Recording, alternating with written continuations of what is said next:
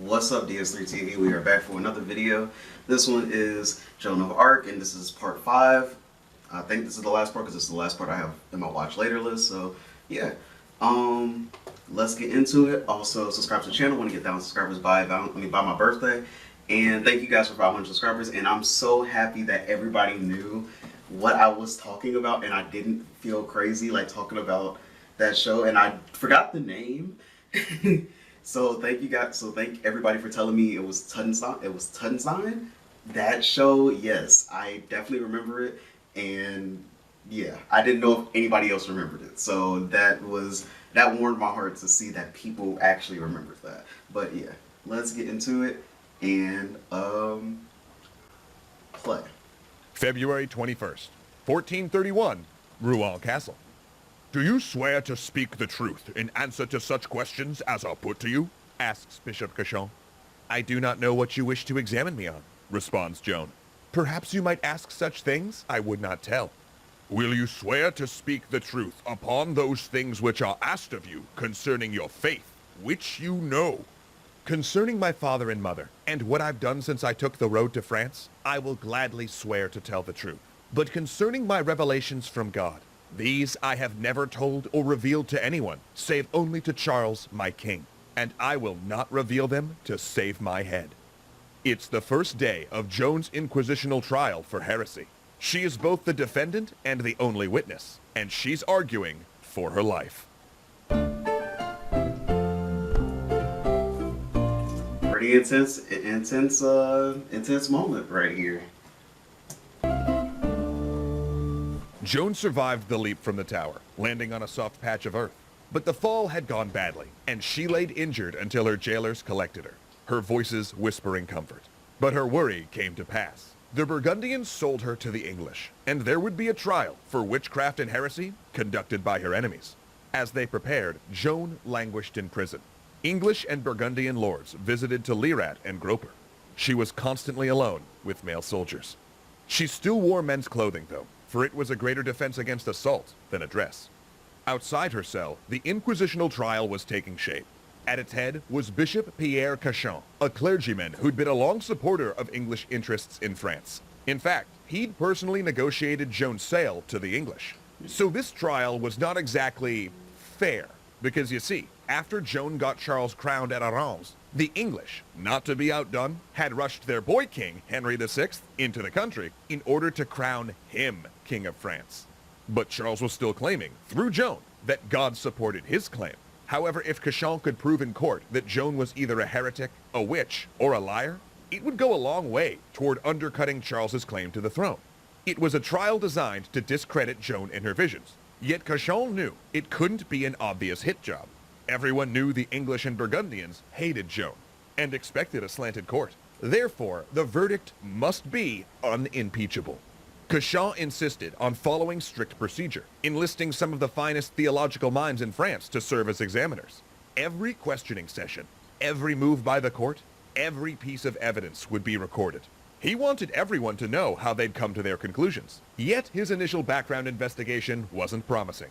An investigator sent to Doremy to dig up dirt came back empty-handed, and a group of English noblewomen confirmed Joan was a virgin, meaning she wasn't lying about being a maid. But that still left the charge of heresy, of harboring beliefs that differed from established church doctrine. And if Joan refused to recant, that was a death sentence. So the dance began. Joan insisted that they let her take Mass.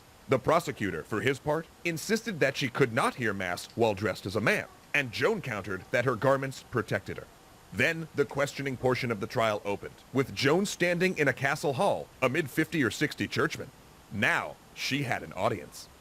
Joan began sparring with the court over her oath to be truthful. She agreed to answer questions about her past and her faith, but not her visions. It was an argument that would repeat every day. And over the next week and a half, the court would probe her about her past, her beliefs, and every step of her journey since leaving Doremy.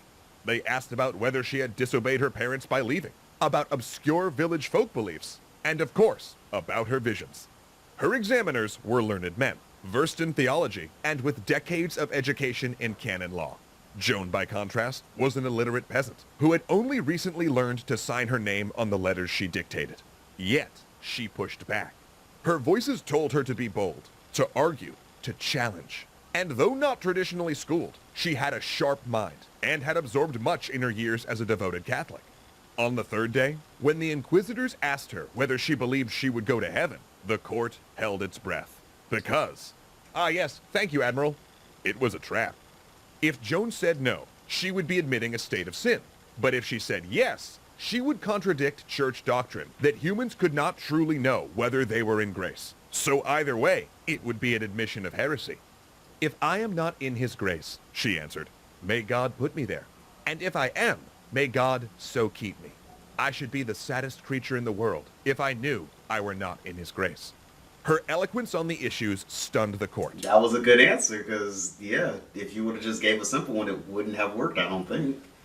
Questions of faith, she batted away with ease that puzzled her questioners, and Joan reveled in this performance. But when speaking of visions, though, she evaded, circled, outright refused. And this was wise, because she was not as well versed in church doctrine involving spiritual beings, and if she spoke about it, might unknowingly create an opening. For days, Cauchon and the inquisitors hammered at her. Who told you to wear men's clothing? Why did you do it, despite the fact the Old Testament forbids it? Name the voices. Convince us you've seen the saints. He urged Joan to describe her visions beyond seeing light and hearing voices. Was it the voice of God, saints, or angels? If saints, did they give her a sign to convince others that her visions were real? This, too, was a snare. You see, church doctrine held that saints and angels were beings of pure spirit, and they had no corporeal bodies. So if Joan described seeing them in the flesh, you get where he was going. He took away her audience and began questioning her in private in her cell. The cracks began to show. She said the voices were the Archangel Michael, Saint Catherine, and Saint Margaret, and that they appeared to her, solid as her inquisitors, and she knew them by the symbols they carried. And when pressed, Joan described a vision she'd had at Charles's court, where an angel walked into the audience hall and placed a jeweled crown on the Dauphin's head. But she still refused to reveal exactly what she'd said to the Dauphin in private. And finally, Cauchon considered using torture. And indeed, he showed Joan the implements, hoping the sight of these tools of pain would force a confession. But they did not. However, Joan was already ill, and they did worry that if they tortured her, she might die in custody. So tabling torture, they drew up their findings and read them to her. 12 charges. She would need to answer them the next day. May 24th, 1431. Joan stands on a scaffold in a graveyard, formally charged with heresy. The prosecutors had determined that either she had fabricated the visions, or they were demons. Then, a surprise. If she doesn't answer these charges, they say, they will execute sentence immediately. Joan's voices had promised that they'd deliver her from captivity, but now time was up. She gave in to fear and confessed. The inquisitors had not expected that, but they were delighted. After all, the best outcome of a heresy trial was one where the accused recanted and was welcomed back into the church. Joan would live, just in captivity. They shaved her head, put her in the dress she'd so resisted. But 2 days later, Cauchon got a message. He rushed to Joan's cell. She was back in men's clothes, agitated. One story said her guards had assaulted her. Another claimed they'd forced her into her old clothing. She babbled. Her voices were angry that she had recanted out of fear, and she worried God would turn her away.